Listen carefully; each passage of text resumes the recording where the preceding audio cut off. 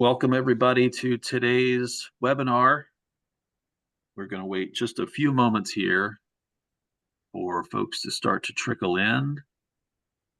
And as they do so, we will kick things off once we reach that critical mass. Okay, it's like we've opened the doors. Folks are filing through.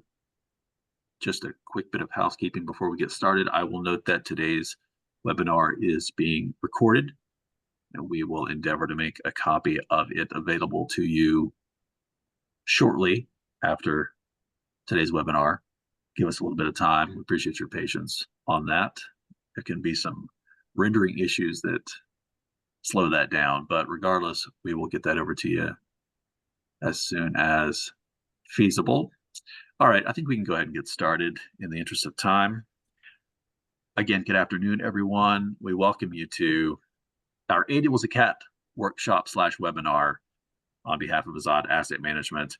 I'm Joshua Brockwell, Investment Communications Director here. We'll do intros in just a minute. First off, right at the top, let me say there's a lot to learn about Zakat, which is, of course, the obligatory charity owed by Muslims. Today's presentation is going to provide a brief overview of who should pay Zakat, on what types of property it's owed, and how to calculate it on certain assets.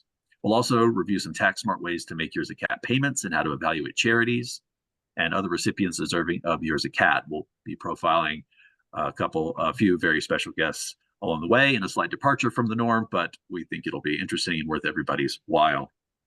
So let me also remind everyone that this webinar again is intended for educational purposes only and is being recorded. If you're looking for a fatwa, by the way, or religious opinion, speak with your imam. With that, let's go ahead and get started. Again, turning to speakers, I'm Josh Brockwell, Investment Communications Director here at Azzad. I handle all things marketing and communications, and I also spearhead our shareholder advocacy program. Also with us today as a presenter is Fatima Iqbal. Fatima has 15 plus years of financial industry experience. She's a certified financial planner, and she works with clients on comprehensive wealth management solutions involving estate planning, tax planning, charitable giving, and asset allocation strategies. We're fortunate, I should say, to have Fatima with us at Azzad. About 29% of financial advisors in the United States are CFP professionals, and from that small bucket, only 23% are female, and of course, even fewer minorities and Muslim. So Fatima, welcome. Also, Bashar Qasim, our founder and CEO, is joining us today to answer any questions you might have. He's one of the leaders and foremost experts on halal investing in the United States. He holds the Certified Sharia Auditor and Advisor, or CSAA designation from the Accounting and Auditing Organization for Islamic Financial Institutions, AAOIFI. A couple acronyms for you there. Bashar, please feel free to interject any additional comments during the presentation as we go along today. You'll also see on your screen, I will add a few special guests. We're gonna save those for a little bit later in the presentation, but do not be alarmed. It's all part of the plan. Quick word from our sponsor, Azzad at a glance. For over 25 years now, we've been helping high-income professionals build their wealth in accordance with Islamic values.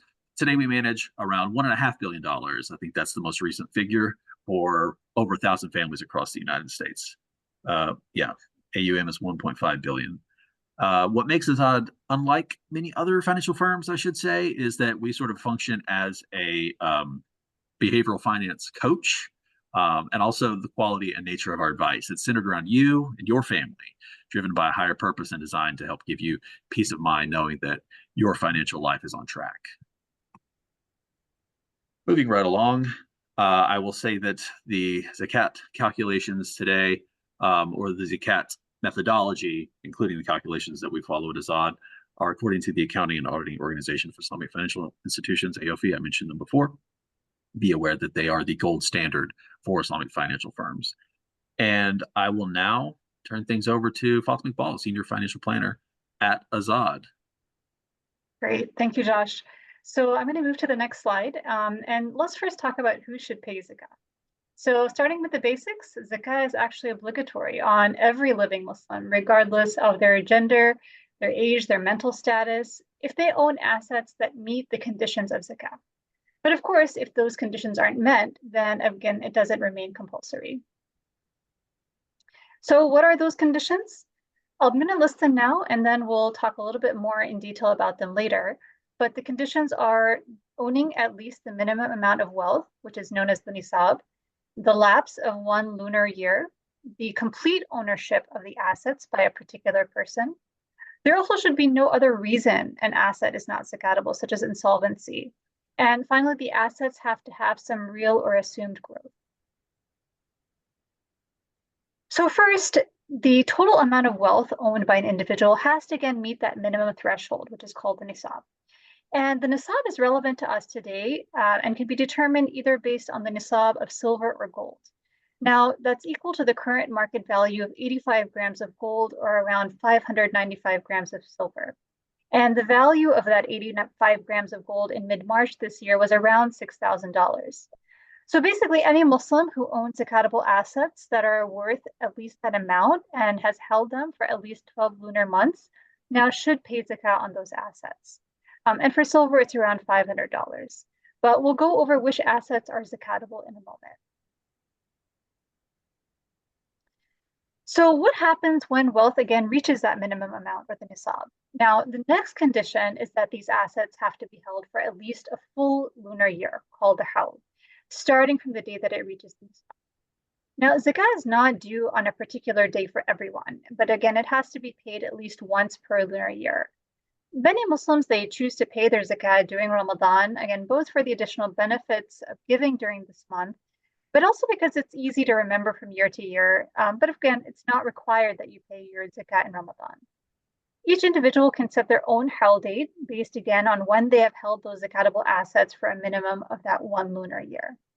Now, some people, they might choose to set their hawl date based on the solar calendar, and in that case, they need to adjust the percentage of zakat to 2.577% instead of 2.5%.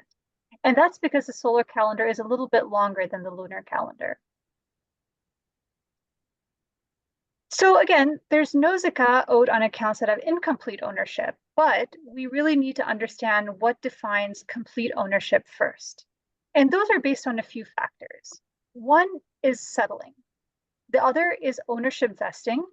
They also have to be accessible by the owner, disposable by the owner, and those assets should not have any interference by others. And again, we're going to talk a little bit more about this. But let's take a look at how this applies to investment accounts. So first, we need to talk about the ownership of accounts that can hold stocks first. Now, for these accounts, we have to refer to the conditions of zakat, again, to see whether the owner has complete ownership. Zakat is owed on accounts that have complete ownership on the account that after any applicable taxes and penalties. So for example, let's say an individual has an IRA and they can access the money in the account, even though they would have to pay a penalty and taxes if they sold it before reaching retirement age or 59 and a half. Now, this fact that they would have to pay taxes and penalties does not actually prevent the IRA from being zakatable. It is zakatable, but zakah is only calculated on the amount that would be left after the applicable taxes and penalties. Now let's take another example where someone might have a 401k. And in this case, the employee may not be able to withdraw money from their 401k plan if they're still at their current job and they're below a certain distribution age. Now, this can differ from plan to plan. And again, the 401k wouldn't be zakatable until the employee maybe either leaves the job or they again are reaching an age when they're allowed to withdraw from the account. Now, this requirement is very much plan specific. So if you're unsure whether you're able to withdraw money from your 401k, you can request your plan provisions from your 401k summary plan description from your employer. And again, just to note, the third condition that has to be met is that assets must be completely owned and vested by a particular person or family. So assets that are owned by an organization or government are actually not zakatable. The complete ownership requires that assets have to be accessible and disposable by the owners without the interference of others.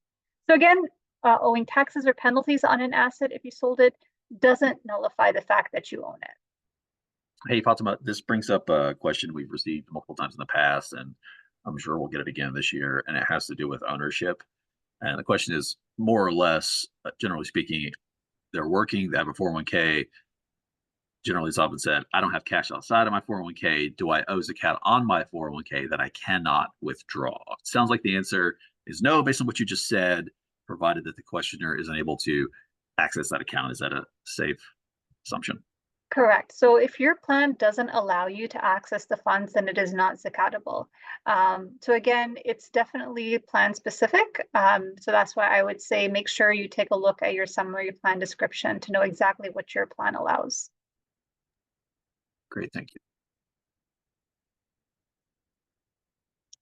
So now talking about which assets you should pay zakah. Assets that are zakatable, they include gold and silver, cash equivalents, assets that you have that you intend to trade or sell, good current debt, livestock, crops, and minerals. Now, all cash, gold, silver, they're liable for zakat at 2.5%, and that's based on their value on the day of the howl.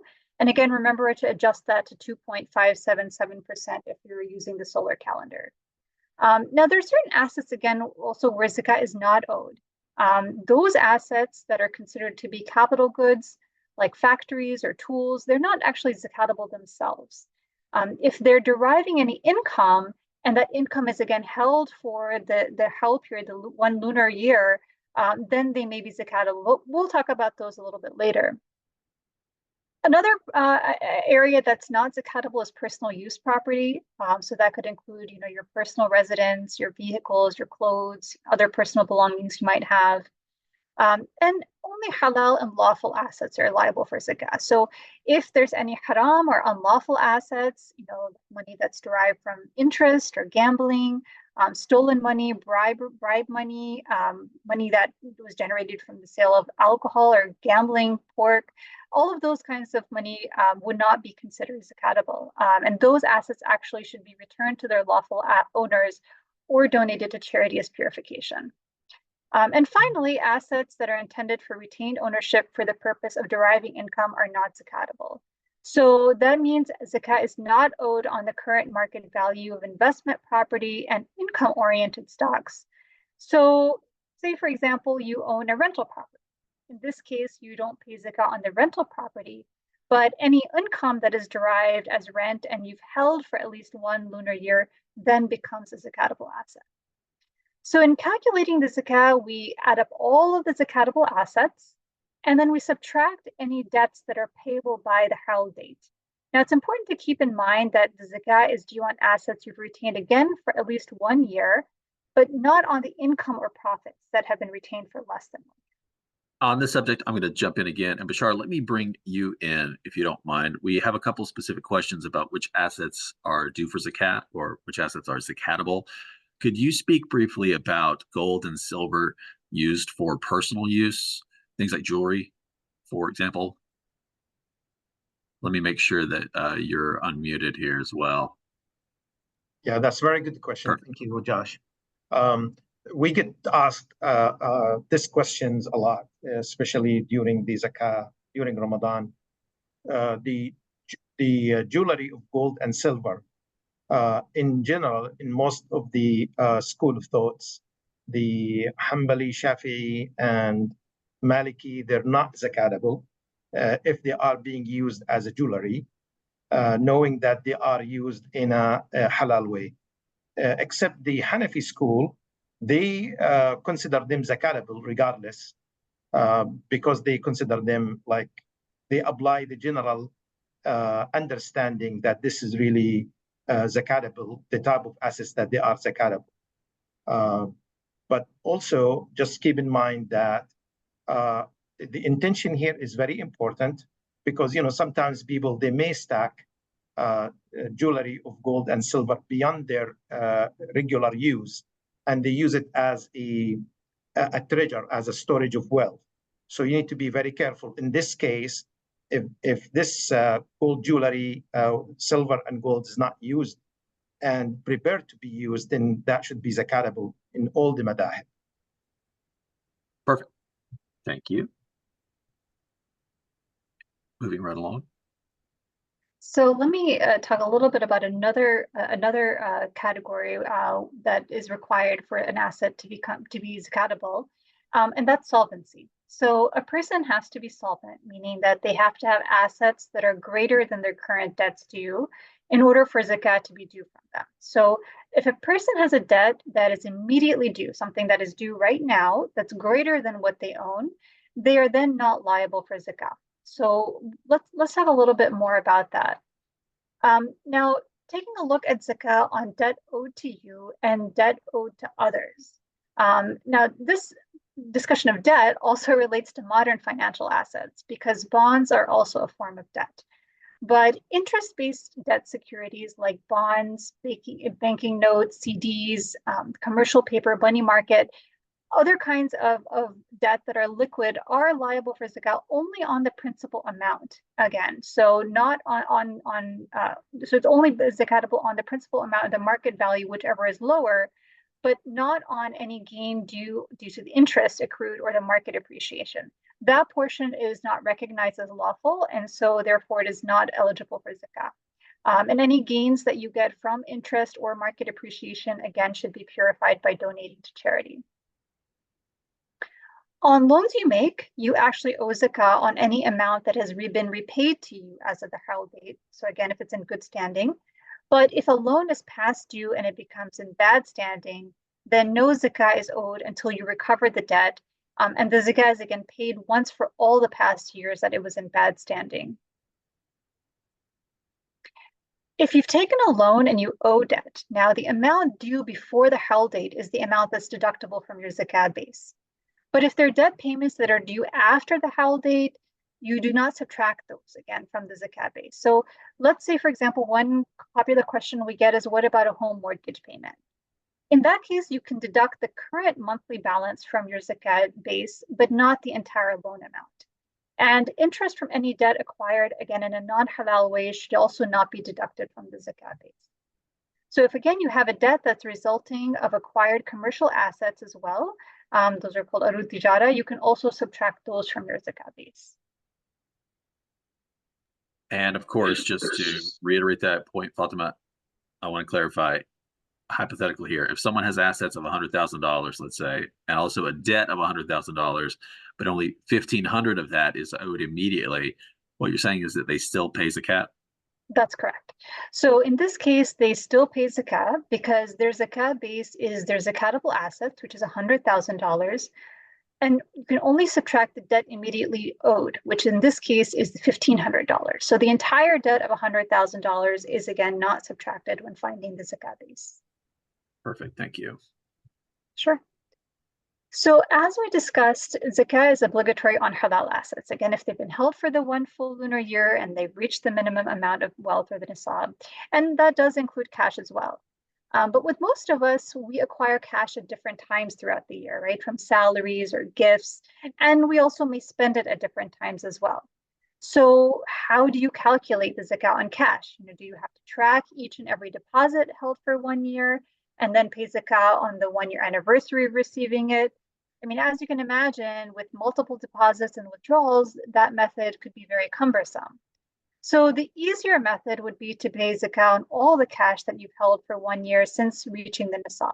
And again, this method can help bring you greater reward and inshallah raise you higher in status. It's easier, and also it ends up being usually more generous towards the poor and needy and others who are entitled to zakah. So in this case, if you had $10,000 in your account, the value dipped mid-year to $5,000, and now you have $15,000. With this method, you would actually pay zakah on the $15,000. So we've gone through who's liable for zakah and what assets and account types are zakatable. Let's dive a little bit deeper now, talking about the calculation of zakah on stocks. And we're going to talk about common stocks as an example, since that's what we get a lot of questions about. Of course, our clients at Azzad know that we calculate their zakah for them on an annual basis for the accounts we manage, and we send them a statement showing the total amount to be purified as well from their portfolios. Now, the calculation can be used for shares of publicly traded companies that you acquire, and for the purpose of this explanation, we're going to assume that all the stocks held follow halal investment guidelines. Since remember, I mentioned zakah is not owed on shares of stocks that are not halal. So there's 3 basic intentions for purchasing a stock. It can be intended for trade, for income, or for appreciation. And for example, you may purchase a share which you intended to trade or sell again, or you may purchase a share for the dividend, which is the income that it generates. And finally, you may purchase a share for its intrinsic growth or its appreciation.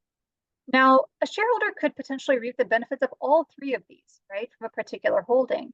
But we're talking about the original intention of why it was purchased, and that really being key. So unlike taxes, we don't have the IRS looking over our shoulder. Zakah is now a matter between ourselves and God. And so our intention regarding the investment determines ultimately which calculation to use. Now, a zakah on a portfolio of stocks is going to be calculated by, again, adding the zakah owed on the stocks purchased for each of these areas, whether it's trade, income, and appreciation. And with that, let's now talk about how we can calculate zakah, again, on a portfolio of these different kinds of stocks. So let's start with zakah on stocks intended for trade. Stocks held for the purpose of trade and appreciation are like assets that are held for the purpose of trading. So they're considered like commercial goods, or in Arabic, this is known as arud tijara. And arud means non-cash. Tijara refers to items that are intended for a profitable trade. So for these shares, the zakah base is going to be the total market value of the shares owned on, or known as the net asset value, on the hal date. And then again, that number is simply multiplied by 2.5%. So again, for these stocks that are intended for trade, these are going to be calculated as 2.5% of the market value.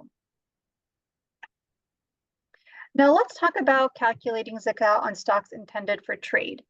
To give you an idea of how a zakah calculation on stocks intended for trade works, let's take a look at an example of an IRA account, which is investing in a stock that has a market value of $50,000 on the hal date.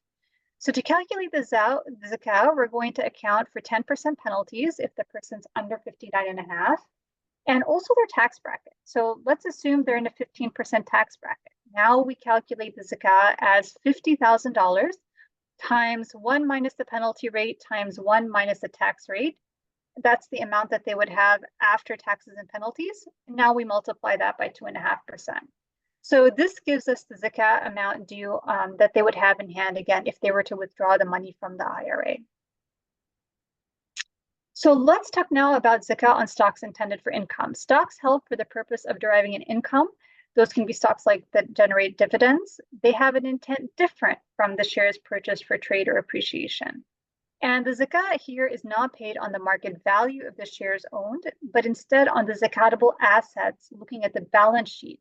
And the zakatable assets that are again allocated to the shares owned. So here we have to look through to the underlying company's balance sheet, and the portion of company assets which are used for income generation, and those might be things like capital goods, property, equipment, those would not be considered zakatable.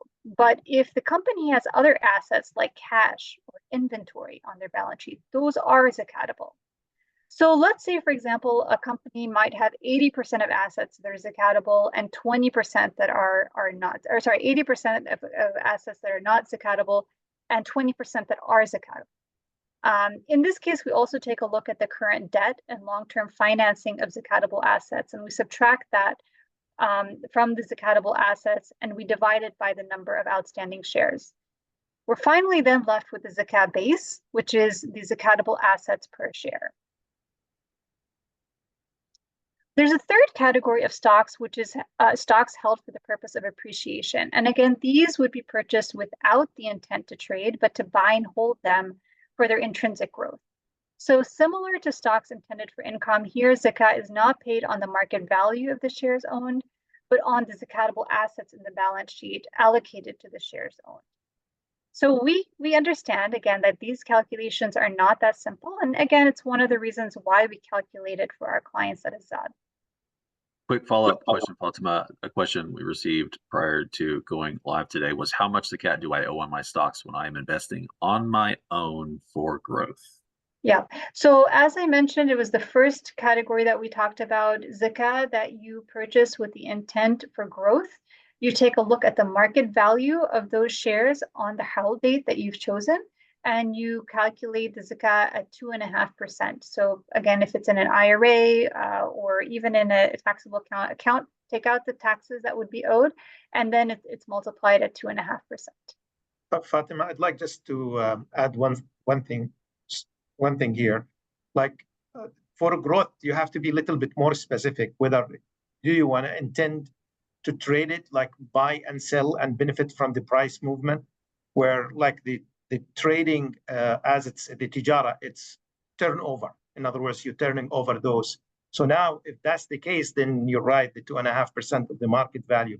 But if you are thinking about long-term growth, which they refer to as nama in Arabic, where you intend to hold for a long time, and especially those in the private equity, most of the people, when they buy those, they tend for a long term, then the zakah will be based on the zakatable assets on the balance sheet, just to add some clarification here. Thank you, Bashar. Okay, and this next slide answers another question we received regarding the specific categories of zakat eligible groups. Fatima, you want to talk a little bit about that? Sure. So these are the categories of people or the causes that can receive zakah according to the Quran. And here you can see zakah is paid by Muslims to Muslims. The fourth category, interestingly, those whose hearts are to be won, maybe those who are non-Muslim. The distribution categories mentioned in the Quran are exclusive. So any beneficiaries or recipients of zakah have to be examined against these categories. And again, through ijtihad, the categories can be interpreted to cover specific beneficiaries. And let me bring you in here very quickly, Bashar. We did receive a question about giving zakat to people of other faiths, or what about to fund medical research or for education? We'll bring in our guests in just a moment, but specifically those things aren't mentioned on the slide. Could you talk a little bit about that? Well, the zakat, as I said, it's a form of worship. In general, it is really to be taken from Muslims and given to Muslims. However, people, they can donate through what we call sadaqah, voluntarily one, to people of other faith. But in certain circumstances, the people of other faith could be eligible for the distribution, especially if it's like what we call the al-mu'allafatu qulubuhum, those that where you soften their heart, those could be given to the people that they are weak in faith, or they have some kind of animosity, and you can soften their heart with the zakah, or what they call the broader sense of what we call fi sabilillah, if that intend to defend the faith, you can definitely give the zakat to these people. But in general, it is really to be taken from the Muslim, given to Muslims, and that not to say that people, they can do from the voluntarily sadaqah, from the voluntarily charity, because zakah is not the only form of charity. Those absolutely can be given to people of other faith. Perfect, thank you. So on the subject of the eligible recipients of zakat, I think this is a good time to bring in our guests. Looks like that's a different slide. Let's go ahead and start. I'm gonna pop off the screen share and see if we can just bring up everyone's video. And while I find the appropriate slide, let's go ahead and maybe kick off a quick Q&A. If you wouldn't mind, maybe Imam Tarif, if you're available, if you can unmute your mic. What I'll do is ask you to talk a little bit about your work with students and the youth at the University of Maryland.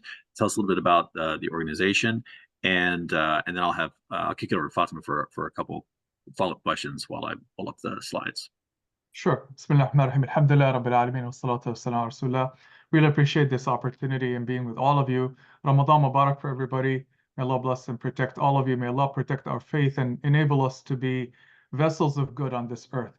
Alhamdulillah, this is a very sacred, deeply personal cause. I've been a part of many causes in my life. I've also had a technology job. I literally resigned and quit my career for this cause because of what I see on the ground.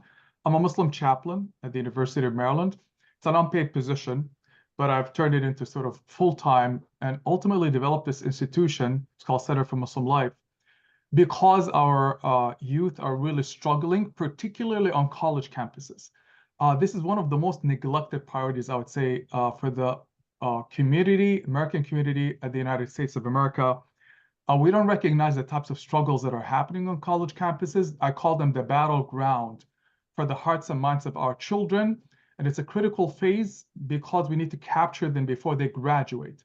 Other faith communities have invested heavily in this. Jewish, Christian communities recognize that they have no future for their faith if they don't develop institutions. For what purpose? To work on the struggles of their kids and save their faith. So at CML, our focus is on Muslim youth on college campuses. We serve other beneficiaries, particularly focusing on their spiritual and emotional development through active presence with mentorship, personalized counseling, personalized healing, because we recognize our youth need mentors on the ground, but these are spaces that are often neglected. So we provide that ongoing daily care for them individually, aside from also general education to protect and save their faith. We'll also say that it's the prophetic model. Rasulullah sallallahu alaihi wasallam invested heavily into people, had deep concern, and turned them into leaders that change the face of this earth. So that's in a nutshell what we do at CML. And we rely on clearly community funding because we're not funded by any university, any other institution. Our hub is at the University of Maryland, but we serve other college campuses in the metropolitan area, and we're trying to expand as well. Thank you, Imam. That's right. So I understand now CML it's really not a university project. It's not a masjid project. Can you talk to us a little bit about the need of these third spaces now, for our community and more so, even as a local organization, many of our attendees are living in different parts of the country, maybe even different parts of the world. Why would you say it's important? This is an important area for us to think about. Well, first, core needs. SubhanAllah, Allah points us to core needs of human beings. We looked at the research. Also, this is one of my areas as well in positive psychology and working with human beings from a very young age is that, students, youth need love, lots of love and care, right? And they need a sense of belonging. Oftentimes, though, our investments are in brick and mortar, in structures, but not in human beings. And we neglect those spaces. Challenge is that they don't have people to turn to. They don't have worship spaces even. They don't have advocates for them on college spaces. And it's a very difficult environment. Their faith is assaulted. Let me share with you some statistics. 60%, and I witnessed to this. I've been doing this work for 20 years. I've worked with thousands of Muslim youth for over 20 years now. Over 60% of Muslim college students are engaged with at least one toxic behavior that includes sex, illicit sex, and as well as abusing substances and so forth. 20%, some of the research is showing, but I witnessed this on the ground. 23% of Muslim students have drifted away from Islam. Many turned into atheists. I work daily with young Muslims having doubts who have lost their faith to bring them back into Islam and ground them. American Muslims are 2 times more likely to have attempted suicide. So serious emotional and mental health issues as well as religious and spiritual issues. So they need the space. We advocate for them, for example, alhamdulillah, to have the space on campus so that they can gather, where we can actually work with them. They're scattered otherwise. Universities where there are no worship spaces, we see our students are really struggling, where they don't have chaplains, where they don't have mentors. They're just literally, we're losing them. And by the time they graduate, the community is bleeding. They've lost that capital. I have children. That's why it's my most intense concern, priority. Their faith in who they go to when they're struggling. They're not going to go to daddy and mommy. I want them to go to a mentor, Muslim mentor who really cares for them, who's present for them, a professional through an institution, not on a volunteer basis, because we've seen, again, the Jewish and Christian communities, they invest millions into building facilities and resources on college campuses to empower their kids so that they can protect their communities and their future. So I hope that answers your question. So we're not focusing on that space, but they need that care and belonging. And we need to do it professionally. MSAs cannot do this work. Students cannot rely on students. And as I said, I've been doing this work on the ground 20 years. I've seen enough problems that it gives me gray hairs, and I'm focusing intensely on this because it's the key to building leaders, honestly. We can talk about other causes, if we don't invest in people who can become the givers, the healers of the future, the carry the Ummah of Rasulullah sallallahu alaihi wasallam, we've neglected, I would say, our biggest priority. Wallahu alam. Imam Tarif, thank you for that. We appreciate all the work, pastoral services you're providing to college students, the journal community, and we invite you to stick around to the end when we'll have a Q&A as well, inshallah, in case there are other folks that want to ask some questions. Inshallah. So at this point, I do want to bring in a representative from Med Global, which is a global relief organization that's highly rated for their accountability and financial transparency on Charity Navigator, something we'll talk about in just a minute. I believe we have Imam Hassan Ali from Med Global to speak on their behalf today. Imam Hassan, welcome. I'm gonna kick it over to Fatima for a couple quick questions. Sure. Well, thank you again, Imam Hassan, for joining us today. If you can share with those who are joining us who aren't familiar with Med Global a little bit about the mission, but specifically also how Med Global is uniquely positioned to carry out that mission. Okay, thank you, and Jazakallah khair. I'm so happy and glad to be with all of you, and I really appreciate the professional work of Azzad through many years, observing their growth and providing services for and solutions for investments and growth for the Muslim community.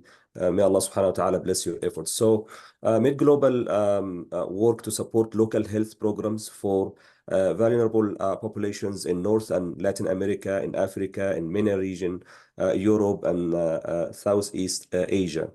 And Med Global was established in 2017. The main focus again is to help and improve local health systems, support communities who are facing difficulties and wars and conflicts, and to respond to humanitarian crisis as well. Med Global was able to work in so many important places in the world. We've been in Gaza since 2019 on the ground. We have a large team in Gaza from local doctors, physicians, and nurses.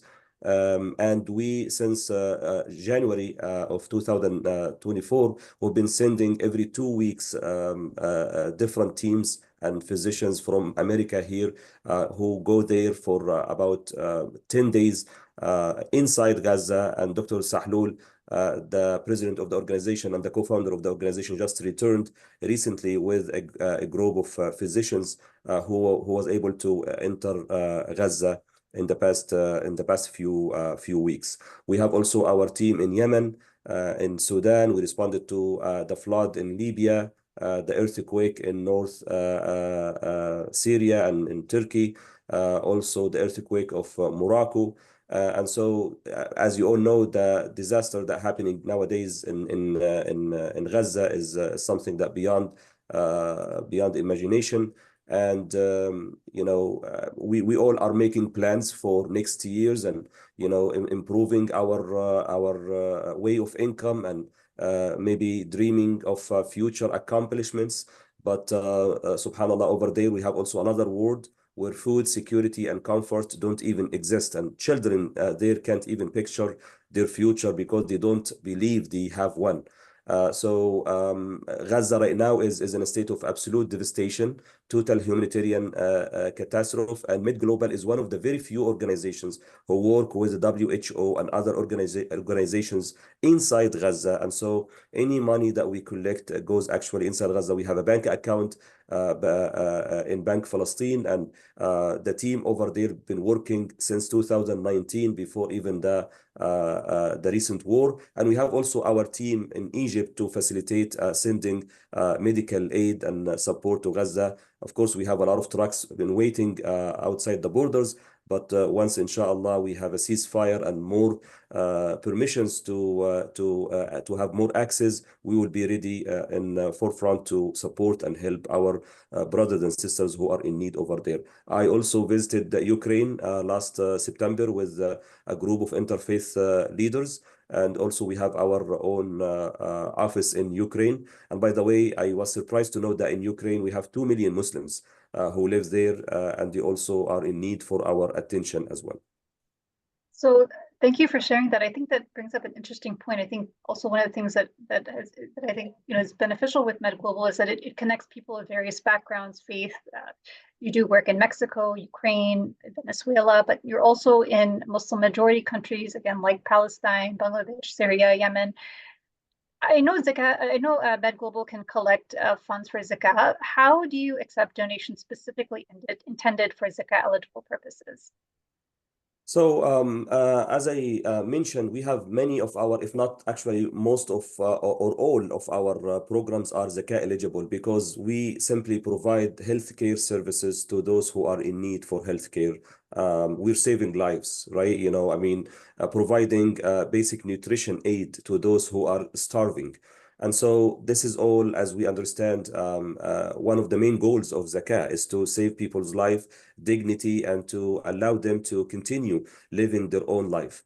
In Mid Global, we try our best to minimize the cost and the expenses. So it's actually below 7%.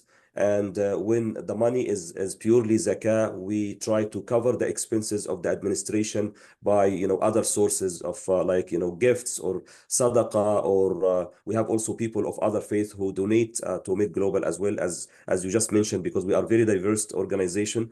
And also we get some grants. So we try to cover the expenses from that side while focusing on spending Zakah to the eligible people and communities and projects to make sure that we respect and honor the intention of the donors.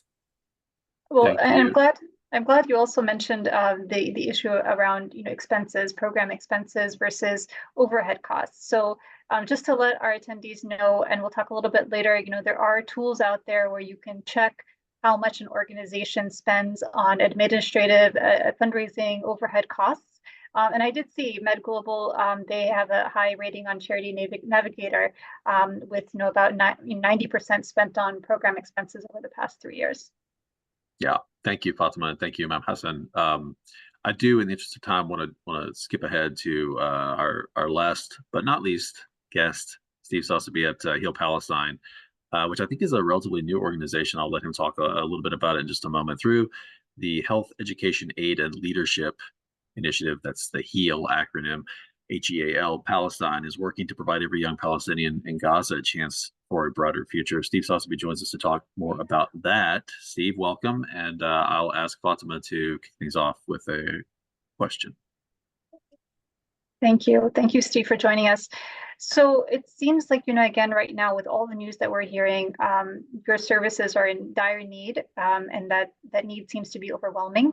Can you talk to us a little bit about how your organization determines who receives aid and ensures that aid is distributed to intended recipients? Yeah, thank you. Salam alaikum, Fatima. Thank you, Joshua. Thank you for inviting us here, and Ramadan Kareem to all of our brothers and sisters all over the world on this event also. So I've gone back, although Heal Palestine's only began on January 1st, I've been working on the ground in Palestine since 1991 when I started PCRF and built that organization for over 30 years and started the medical missions program, which is now very active among many organizations. We were the first to do that and did it for many years and have treated thousands of kids. But obviously what's happening today on the ground in Gaza is something different than what we've ever seen, not only in Palestine, but on a global scale. What is happening, the genocide, which is being witnessed by the entire world, in which we see hunger, injuries, children without shelter, without the basic necessities, clean water, and being denied that when it's available simply a mile or two away is unprecedented historically. We founded Heal Palestine with the intention of not only addressing the urgent needs on the ground, sister, as you mentioned, which are overwhelming, but also for the long-term rebuilding and rehabilitation of the youth in Gaza. So today, what we're doing on the ground is providing urgent medical care. We have 5 injured kids now in the U.S. being treated for free. We have dozens more that we're in the process of arranging free medical care for outside. We also have a presence in Egypt where we're arranging for sponsoring medical doctors who are finishing their universities there but have run out of their source of income. So they will be the future of rebuilding the Gaza health system. On the ground inside Gaza, we're running kitchens in which we're providing food directly to starving people, not only in the south, but looking to open in the north as well if we have a consistent source of food for people under this terrible, terrible situation. In addition, we're providing shelter for hundreds of people and either building through local sources or bringing in trucks. We just received a truck of 400 tents that is entering Gaza. Although we are like Med Global, our brothers and sisters at Med Global, under the same suffering of not able to access the people in need to the level that we would like to because of the restrictions. In addition to that, we are opening a brand new maternity department in Rafah for women to give safe births. As you know, 5,000 women a month in Gaza are giving birth, most of them without any kind of medical assistance or medical access because of the health system being destroyed throughout the Gaza Strip. So we have built a new maternity department in one of the local hospitals and also a new neonatal intensive care unit. As you know, most of the neonatal intensive care units in Gaza were destroyed during late October, early November, and babies are now sharing incubators by 4 or 5 each, which causes an increase in mortality. In addition to that, we are developing programs for the long term in education. As you're all probably aware that no child right now in Gaza is getting any form of education, and also building a mentorship and leadership program. As Brother Iman Tarif mentioned, these young people, particularly those in Gaza, need mentorship, and they need it for the long-term opportunities which they need to become independent in their life. The last thing we want in Gaza is a young generation of youth who have no future, and we can give them a future. Our communities abroad, people on this call, on this webinar, and all over the world have so many opportunities to help rebuild the lives of these kids. And that's a program we are initiating once the ceasefire takes place and the rebuilding begins. Although we are only have started since January 1st, we have a huge amount of accomplishments. I ran PCRF for 30 years. In the last 12 years, we had a 4-star rating from Charity Navigator. So I know how very well to run an organization that is very transparent and minimizes expenses and maximizes donations. And our donations are the same as Med Global. Nearly all are zakat eligible, and this is documented from the Ministry of Islamic Affairs. We have a documentation for that, and we're happy to share that if anybody would like to see it. In addition to that, we are run by a volunteer advisory board. Our programs, we have 4 pillars, as Joshua mentioned: health, education, aid, and leadership. Each one of these is developing the sectors that they're responsible for. Prior to October 7th, we were the leading organization on the ground building up the health sector in Gaza. We had built a pediatric cancer department for children that was destroyed on November 5th, but before that had provided hundreds of children free care for cancer. We were building a catheterization lab. We had just finished 4 operating theaters in the Indonesian hospital, which is now destroyed. Our access and depth on the ground in Gaza is unsurpassed, but the most important thing is unity and effort to respond to this crisis in the most effective way. We've not seen ever in modern times any kind of situation as we see today in Gaza, and it takes absolute dedication and support among our communities outside and organizations to work together and to address the areas that we can help save lives and give these young people a better future. We're very honored to serve the Gaza people and Palestine in general, and all of our Muslim brothers and sisters who are in need of our assistance. And thank you guys for giving us this chance to introduce our work. Thank you, Steve. Appreciate it. All right. And we do invite all of our guests to remain to the end of today's webinar in case there are other questions, so we can have a wider, more free-ranging discussion. Fatima, I'm going to ask for your forbearance and indulgence. I did move a slide or 2 around, so I just want to make sure as we move forward, you're able to talk about tax advantage charitable giving strategies, if that slides up on your screen, to make sure that we're good to go. Sure. So this is an area where we're actually pleased to help our clients, and this is really finding tax efficient ways to donate to charity. So, one, we want to mention the benefit of giving long-term appreciated securities. As charity, again, receives the same economic benefit as a cash donation, but in this case, the taxpayer receives a deduction for the full market value of the gift. So here, when you give a share or you donate a share, you're able to deduct, and you've held that share for at least 1 year, you're able to deduct the full value of the share regardless of what you purchased it for, and you also avoid paying capital gains taxes on that share. Another tool that's also popular with our clients, and we often recommend, is a donor-advised fund, which can also help you with your charitable donations. Essentially, a donor-advised fund, it's a charitable account where you can make tax-deductible donations.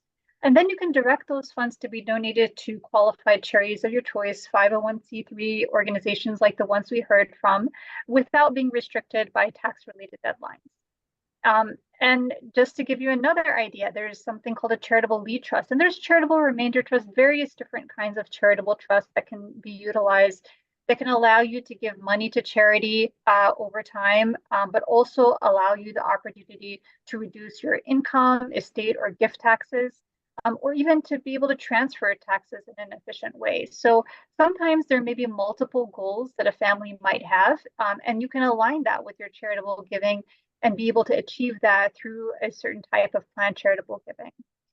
And finally, there's also the concept of waqf. And I know we've all heard of this, but a waqf is really a pool of investment capital that you can have that you dedicate for a charitable cause.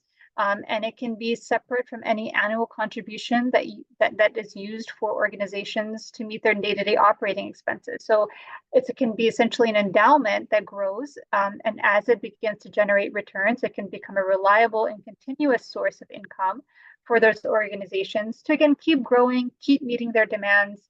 And of course, these kinds of endowments or waqf can really help institutions reduce their dependence on annual fundraising. As we know, our community often, has a lot of, fatigue from ongoing giving, and we really need to find long-term solutions that are sustainable. So feel free to talk to your Azzad advisor to learn more about these options as well. On the subject of options, Fatima, if someone does set up a donor advised fund or charitable lead trust or waqf, the question commonly asked, are these accounts themselves accountable or something else? Yeah, so this actually goes back to the question of ownership. So a donor advised fund, charitable trust, irrevocable waqf, these all become restricted accounts. So therefore the ownership is incomplete, the criteria that we had talked about. So these accounts actually don't owe zakat themselves, but other types of trust, again, could be zakatable depending on whether the conditions of zakat are met. Okay, perfect, thanks. So let's talk a moment about tools for donors. Yeah, so before you give money to a charity, you want to make sure you do some research and due diligence, and that's to make sure the organization is legitimate and your donation is actually going to reach those who are in need. So there are some useful tools that you could consider using. One, the IRS has a tool called the Nonprofit Charities Database, and it's also referred to as the Exempt Organization Select Check tool. This is a tool that actually can allow you to enter the name of an organization and see if the organization is exempt or not. And this is very important to verify before you claim a tax deduction. You need to make sure that the organization has 501c3 tax exemption status. Otherwise, your donation is not tax deductible.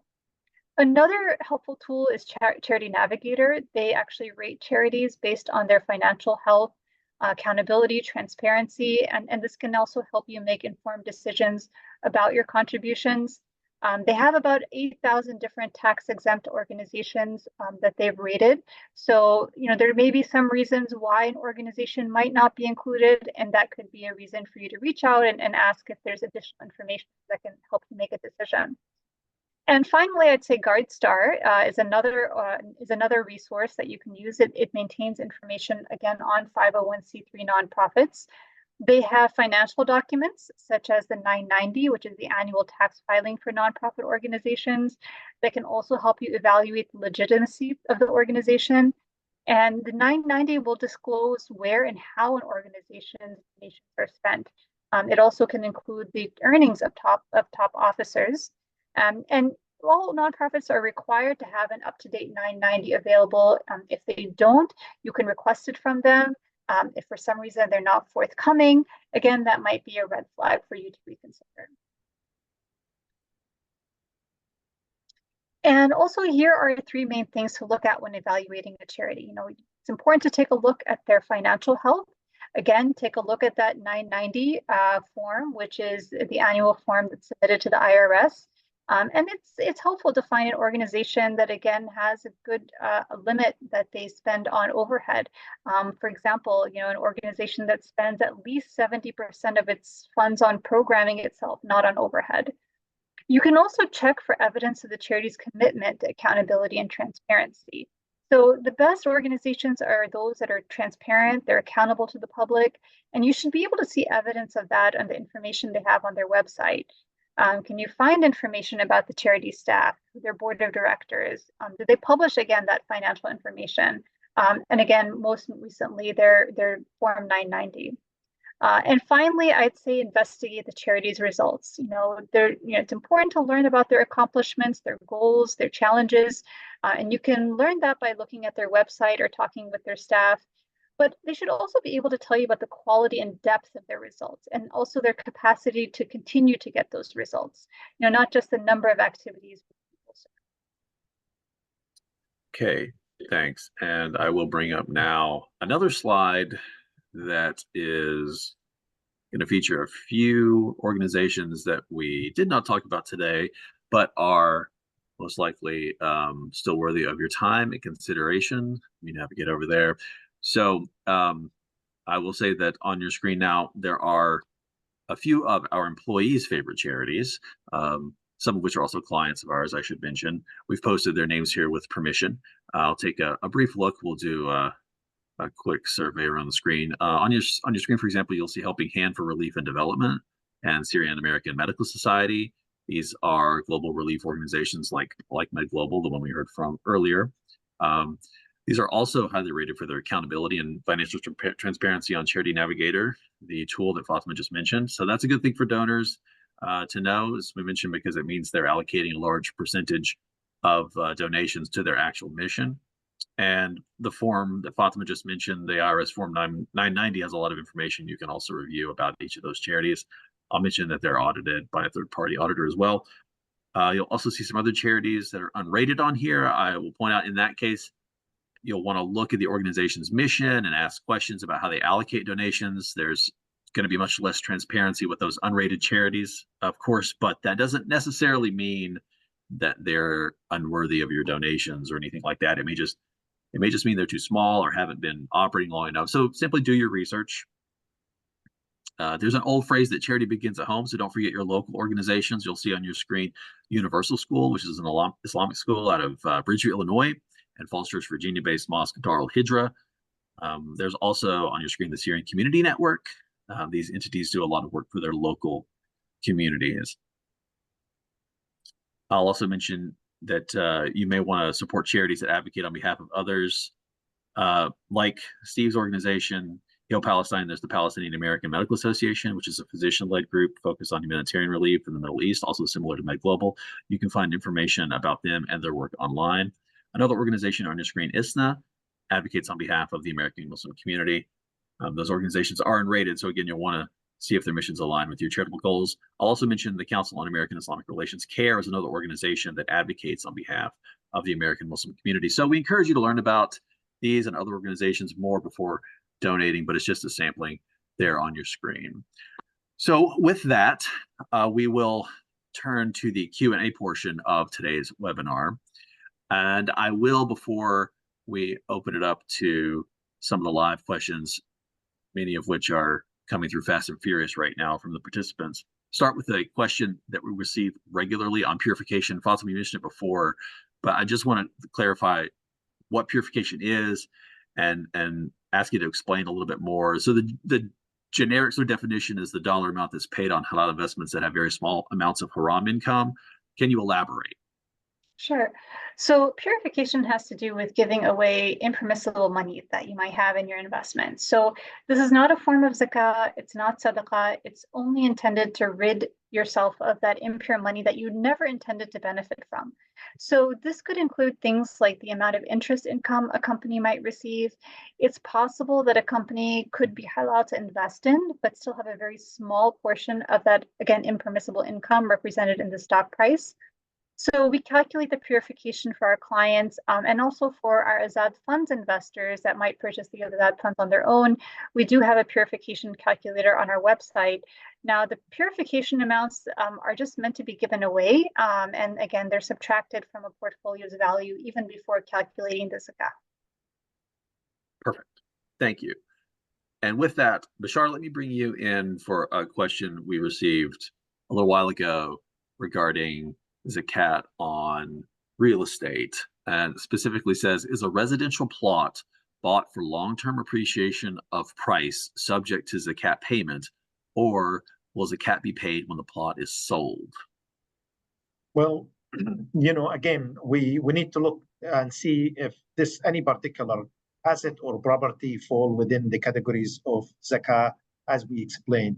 Now, unless this real estate is intended to be sold and traded, like buying and selling real estate where you intend to benefit from the price, then that would be zakatable as urud tijara. But if you intend to buy it and sit on it for a long term, and then to use it later on for to build a house or anything like that, then that's not a urud tijara. This is not really considered to be a trade asset and would not be eligible, will not be liable for zakat. Now, the moment you sell, if you sell the assets, of course, the proceed, the cash, if it sits again for in your possession and last the lunar year, that asset will become definitely zakatable as part of your zakatable assets. Okay, perfect. And this actually dovetails with another question I see has come in about property that you're renting out. The So same, you're yeah. renting it to someone. Is it zakat eligible is the question. Okay. Correct. With no zakat on the property that you rent out to people, but the rental income, again, the rental income, zakat is really, I want to emphasize here that zakat is a balance sheet item. It's not income, a statement item. So you need to look at so eventually when this income, the rental, whatever lasted the whole lunar year, that portion would be zakatable, but again, not as an income, as becoming part of your asset that passed past the lunar year while they are in your custody. Perfect. Thank you. Fatima, question for you. Pretty straightforward. Do you subtract credit card balance from total assets to calculate zakat? That goes back to, I think, what you're talking about before related to debt. Right. So we have to remember that the debt that we can subtract is the debt that is immediately due. So if you have a bill payment that's due now at the time of your health, then you can subtract that amount from your total zakatable assets. The credit card debt is, I consider this is the debt that is really due right away, because otherwise they're going to start charging you interest. For that particular one, that can be deducted from the zakatable base, because you have really to pay that money. So that would be deductible. That would be considered as a current debt. Perfect. Thank you. I'll also take this opportunity to bring in, I think, Steve and Imam Hassan. There's a question about 501c3 organizations operating overseas. Steve, we'll start with you. The question says, I was alerted that these organizations have to be OFAC certified, the Office of Foreign Assets Control, and compliant. Are these? So I guess we'll start with you, Palestine. Yeah, thank you, Joshua. Yeah, so with PCRFI got us OFAC license back in the mid 1990s to be compliant, and we are in the process of obtaining our OFAC license now. But with that being for Gaza, but that being said, we're not doing anything on the ground there that is with or without an OFAC license would be in any form a risk to our organization. We're providing aid directly to people. It's non-political humanitarian aid in the form of food, medical care, medical services. Even the brand new maternity department and NICUs that we're opening are in a private hospital where people will be treated for free. So we're not in compliance with that by not having our OFAC license issued for Heal Palestine, which is only 2.5 months old. But nonetheless, we have applied for it and should have it issued relatively soon. Perfect. Thank you. Imam Hassan, same question for you regarding OFAC license for Med Global. Yes, we are licensed as a humanitarian organization to work inside Gaza. Again, we've been working there since 2019, and that's why we are working closely with the WHO and other coalitions with the United Nations aid, and we do the same thing in Yemen and in Bangladesh and in northern Syria and Turkey and other places that we serve in. Perfect. Thank you. Imam Sharif, a question for you, a general one regarding the the sources of funding for the Center for Muslim Life. I was perusing an article from Religion News Service recently about charitable giving trends with the American Muslim community, and I think it said something like a third of all mosques all the mosques in the United States count on Ramadan for about a third of their funding every year. So this is a big month for those organizations and entities. So I guess a third of all their revenues come then. Is it comparable for CML? Do you have a diversity of income sources? How would you respond to that? Bismillahirrahmanirrahim. I cannot quantify for Ramadan. It's a percentage, and that could be around 20 to 30% around what you've stated. But we rely exclusively on individual donors and community members who care for the cause, who care for faith, who understand really. Listen, the faith of my children is at stake here, right? The faith of our youth, unless we invest in this. Those are the people who really, see the cause and believe in it and come forth and support it. By the way, just to emphasize again, we receive no funding from universities. All the services we provide to Muslim students are free of charge. Not only do we do like counseling, like we provide over 600 hours or individualized sessions. And you can imagine the amount of time and effort that it requires for each of those young people who are struggling with their faith, with doubts, with depression. They just need somebody to help them heal and grow. And it's amazing what we've seen. We've turned around literally lives of thousands of people. But again, going back to your question, we really rely on the goodwill of community members who not only see the importance, the preciousness of the youth and faith based on what Rasulullah ﷺ has done. Really, he invested in young people and turned their lives around, and they in turn changed the face of this earth. But also they, who see the importance of the future of our community in America. Because I honestly say that we cannot claim to have a future if we don't make these investments. The challenge that we have, I would say, at CML is number one, sustainable funding to do this day in and day out, because the pressure and the need is enormous. I'll be honest with you. People come every day. They need help. They don't know where to go. And oftentimes they don't have that space in the masjid, because masajid are concerned primarily with kind of broad education, not individualized care. So I would say that it's critically needed because the space is neglected. Again, other faith communities have seen this and the urgency of it, so they've invested heavy. And let me just wrap up with one hadith of Rasulullah ﷺ, because he said, this is so important and goes to the heart of what we do. For Allah to guide one soul through you is better than everything on this earth. So we see each young person as worthy of that. And one more additional thing is that we invest also in converts. We helped dozens of people come into the fold of Islam, but we not only help them take Shahada, but also help provide care for them after they take their Shahada. We consider them part of the family. Thank you. And on that note, a kind of related question, Bashar, let me ask you. Someone was asking about giving zakat to student scholarships. I guess this goes back to the question of eligibility in those groups that are outlined in the Quran.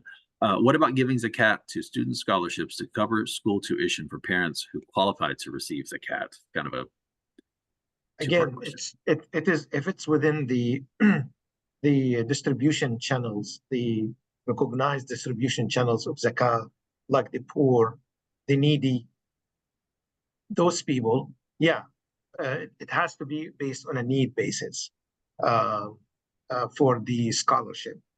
That would be no problem. And that has been in the history, part of the zakah money went to sponsor students and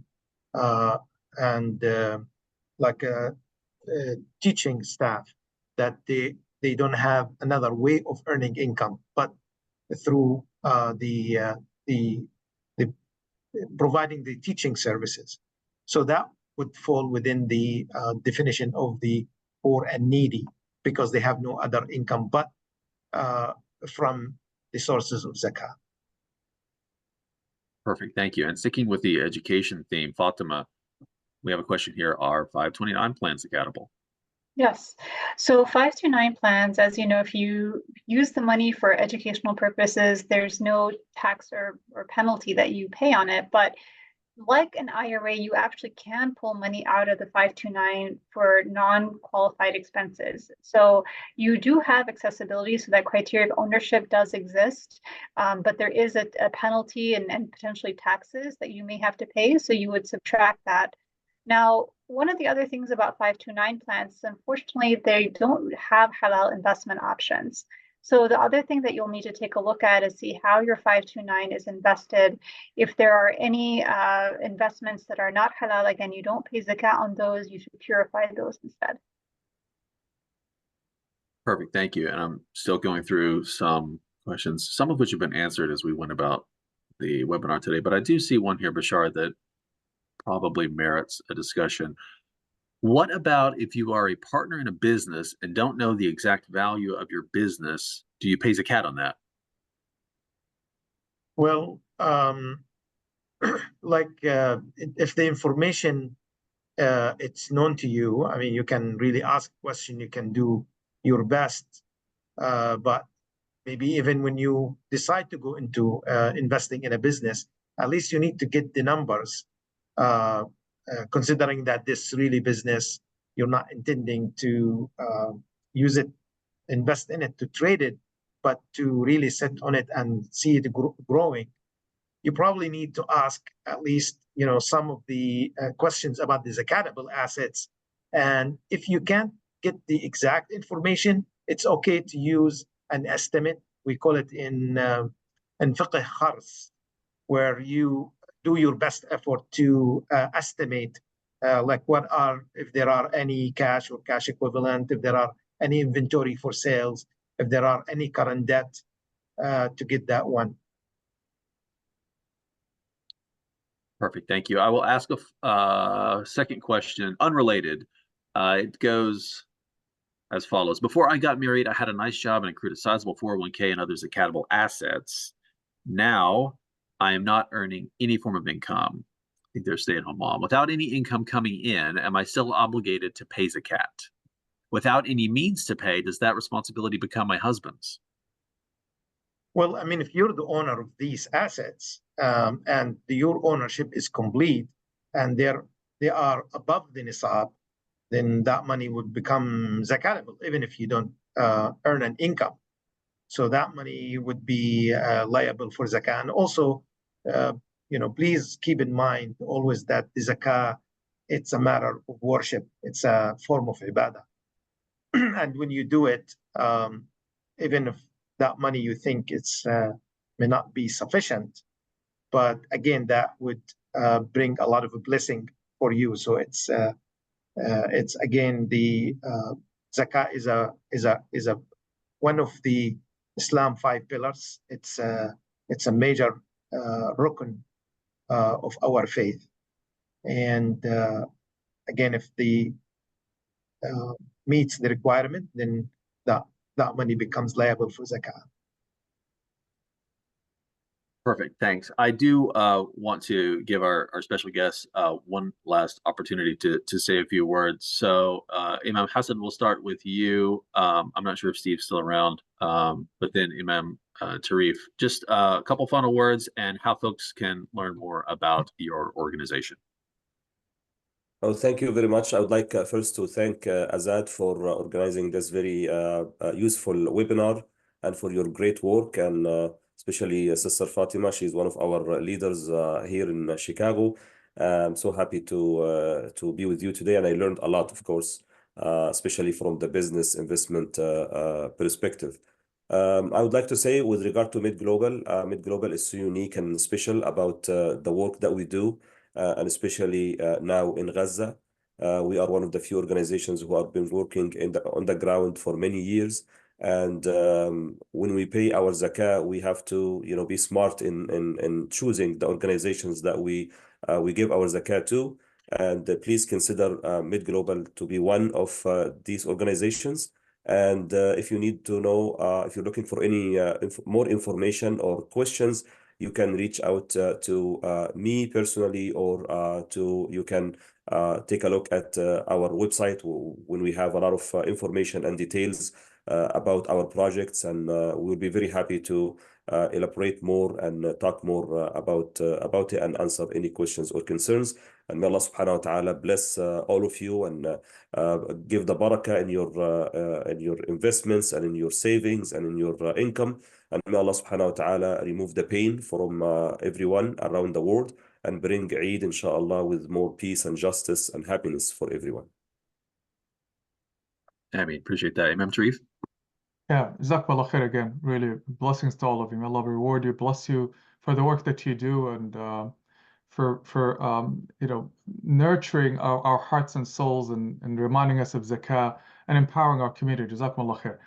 Again, just a reminder, again, our youth, and especially on battleground spaces, university campuses, actually, as we speak right now in Palestine, they're under assault on another front. As you're aware, there's tremendous censorship on our kids of expressing their identity, support for Palestine.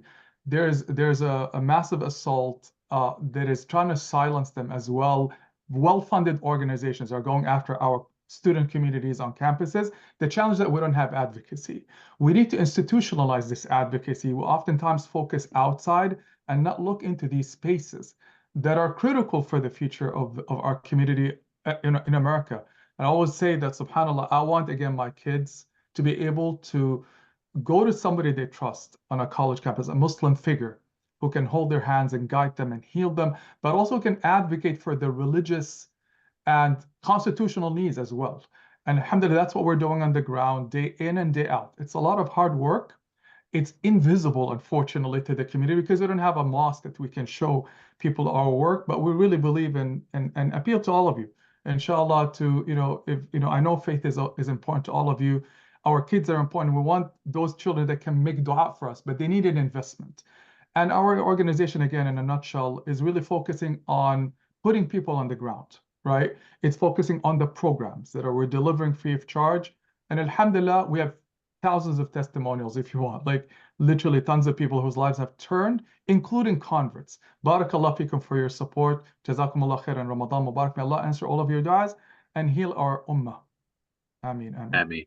Ameen. Thank you to our special guest. I'll also mention on Steve's behalf, I know he had to get to another engagement, but he apologizes for not being here to the end. But if you have questions, you can obviously learn more about Heal Palestine at healpalestine.org, and you can reach out to him directly. He offered his email address. That's Steve, S-T-E-V-E, at healpalestine.org. Again, thank you to all of our guests. Appreciate your time and being here today. So I also just failed to mention, you can reach out to also me personally. I failed to mention tshraim at gmail, tshraim at gmail.com for any questions if you need any help with anything, but also for information on the organization, cmlmd.org. Jazakallah khair for the reminder, Josh. Perfect. Thank you. Okay. Apologies. We want to take this opportunity to inform you about our upcoming and on-demand webinars. You'll see a few of those on your screen right now. I'll note in particular our webinar in the very near future, Behaviors Preventing You from Building Wealth, will take place on May 16th. So be on the lookout for more information. And of course, we invite you to visit azzadasset.com in our video and webinar section to take a look at some of our on-demand webinars. There are a couple important ones there on charitable planning, appropriately enough, as well as tax planning, always important for this time of year.